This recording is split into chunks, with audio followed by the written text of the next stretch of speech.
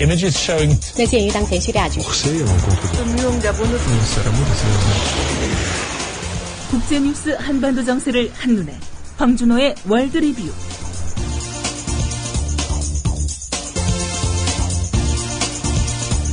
네, 지구촌과 한반도 정세에 관한 뉴스 살펴보는 시간입니다. 밤사이 어떤 뉴스들 들어와 있는지 국제뉴스 전문 캐스터 황준호 기자와 함께 알아봅니다.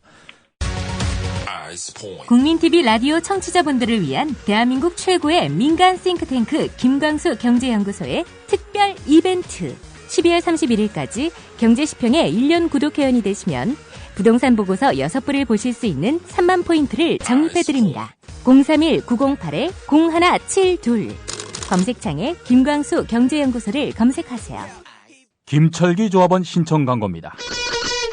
국민TV와 함께하는 핸드폰 쇼핑몰 T3010 조합원에겐 최대 27만 원까지 할인해드리며 판매금의 일부는 미디어 협동조합 국민TV에 후원됩니다. 검색창에 T3010을 검색하세요. 국민TV와 함께하는 핸드폰 쇼핑몰 T3010 문의는 070-7663-9386 070-7663-9386 황준호 기자님 안녕하세요. 예, 안녕하십니까.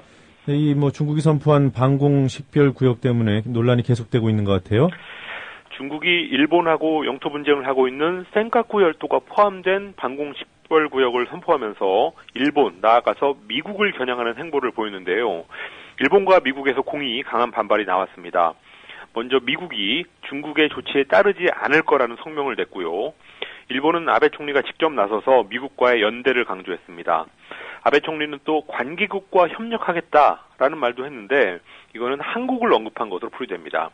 그러니까 중국은 미국과 일본은 함부로 말할 권리가 없다고 반박을 했는데요. 일본이 이미 1969년에 중국 해안 쪽으로 쑥 들어온 방공 식별구역을 선포했다는 사실을 언급했습니다. 네. 자, 우리 군에서는 어떤 입장을 밝혔습니까?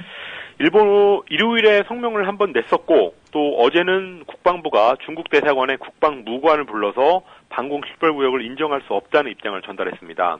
또 외교부도 공사 참사관을 불러서 양국 간의 조정이 필요하다는 입장을 밝혔는데요. 내일 모레 28일 한중 국방 차관들이 전략 대화를 하는 자리에서 좀 더 깊이 논의될 예정입니다. 중국 외교부는 한국에 대해서는 일본하고 미국하고는 다르게 조금 누그러진 논평을 내면서 협의하자 이런 말을 했는데요. 중국의 방공 식별구역에 들어간 이어도가 정작 한국의 식별구역에는 안 들어가 있어서 한국하고는 대화할 여지와 명분이 있다고 보는 것 같습니다. 네. 자, 이어도가 우리 방공 식별구역 안에 안 들어갔다는 거 이번에 처음 알려진 사실이었잖아요. 예. 네, 이외에도 이번에 알려진 새로운 사실들이 많더군요. 우리 방공 식별구역은 한국전쟁 중에 미국이 선포한 건데 거기에 우리가 관할권을 가지고 있는 이어도가 빠져 있습니다. 또 1969년에 일본이 방공 식별구역을 선포하면서 이어도를 넣었다는 사실이 이번에 알려졌는데요. 박정희 정부는 당시에 아무런 말도 하지 않았습니다. 그래서 이어도에 우리 공군기를 보낼 때 일본한테 미리 통보를 해야 됐고 또 이번에는 또 중국한테 통보해야 되는 상황까지 됐습니다. 그리고 이명박 정부 시절이던 2008년에 우리 국방부가 군용 항공기 운용 등에 관한 법률을 고시하면서 이어도가 빠져있는 방공 식별구역을 사실상 인정했다는 사실도 새로 알려졌습니다. 더 어처구니 없는 일은 1994년에 일본의 영해가 확대되면서 일본의 방공 식별구역이 제주도 밑에 있는 마라도, 여기는 정말 명실상부한 우리 영토구 영해인데요. 영공인데요. 그 영공 내로 방공 식별구 일본의 구역이 들어오게 됐는데 그러니까 우리 영공을 비행할 때도 일본한테 통보를 해줘야 되는 그런 상황이라는 게 이번에 처음 알려졌습니다. 네. 자, 우리가 앞으로 해야 할 일이 많은 것 같아요. 이어도 관할권 문제를 어쨌든 중국하고 빨리 협상을 해야 되고요. 또 이어도를 우리 방공 식별구역으로 넣는 문제도 검토해야 될 것 같습니다. 그리고 더 중요하게는 이번에 중국이 방공 식별구역을 선포하면서 중국 대 미국, 일본 이 구도가 만들어졌는데 여기서 우리가 틈새 외교를 잘 해야 되는 과제가 생겼습니다. 중국이 이어도에 대한 야심을 드러냈으니까 미국, 일본 쪽에 붙어야 된다 이런 여론이 나올 것 같은데요. 우리가 그동안 일본에 요구했던 게 뭐였고 또 일본이 그거를 무시해왔다는 사실을 잊어서는 안 될 것 같고요. 또 역사적인 사실로 볼 때도 동중국해의 도발적인 방공 식별구역을 선정했던 것은 1969년에 일본이 먼저였다. 이 점을 좀 분명히 인식하고 대응을 해야 될 것 같습니다. 네.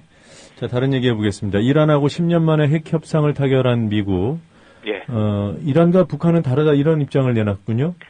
캐리 국무장관이 방송 인터뷰에서 이란이 북한하고 왜 다른지를 설명했는데요.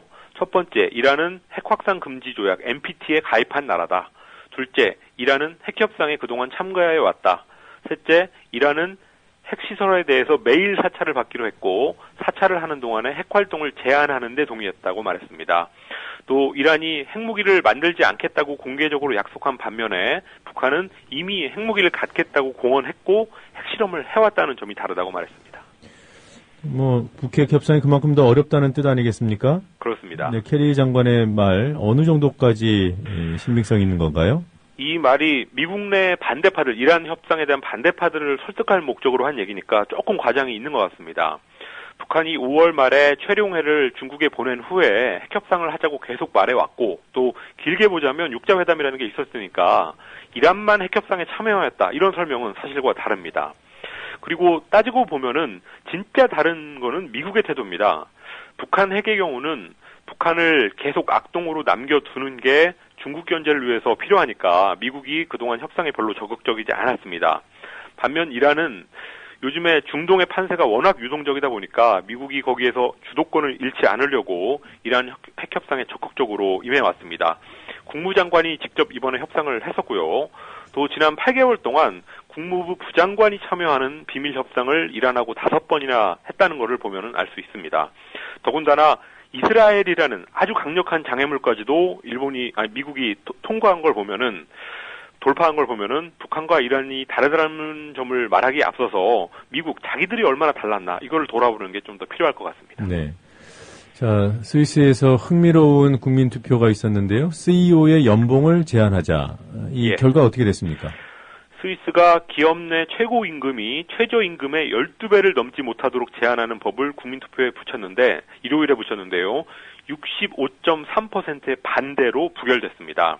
초반에는 이게 찬성 반대가 반반이었는데 스위스 정부하고 경제계가 열심히 반대운동을 해서 분위기가 바뀌었습니다. 반대쪽에 캠페인 전략이 시사하는 게 있었는데요.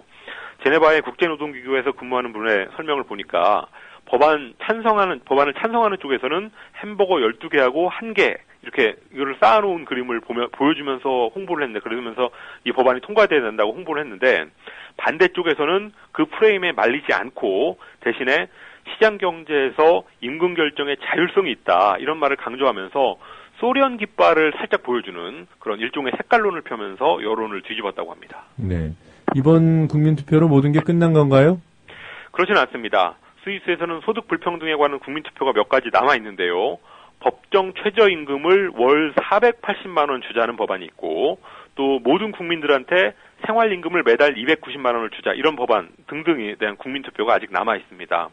요즘 미국하고 유럽에서는 이렇게 임금 격차를 줄이고 또 모든 국민들한테 기본소득을 보장하는 문제가 상당히 큰 이슈가 되고 있는데요.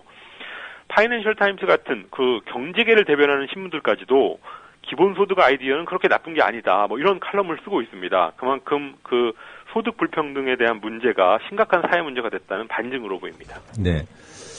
자, 이 주한미군 사령관이 한 말인데요. 그 경기 북부 지역에 계속 주둔하겠다 이런 발언을 했죠. 스케퍼로티 주한미군 사령관이 어제 기자회견에서 미군이 경기 북부의 2사단을 평택기지로 이전한 후에도 한강 이북에 한미 연합사단 방식으로 주둔하는 방안을 검토 중이라고 밝혔습니다. 인계철선을 계속 하겠다는 뜻으로 지금 얘기가 많이 되고 있는데요.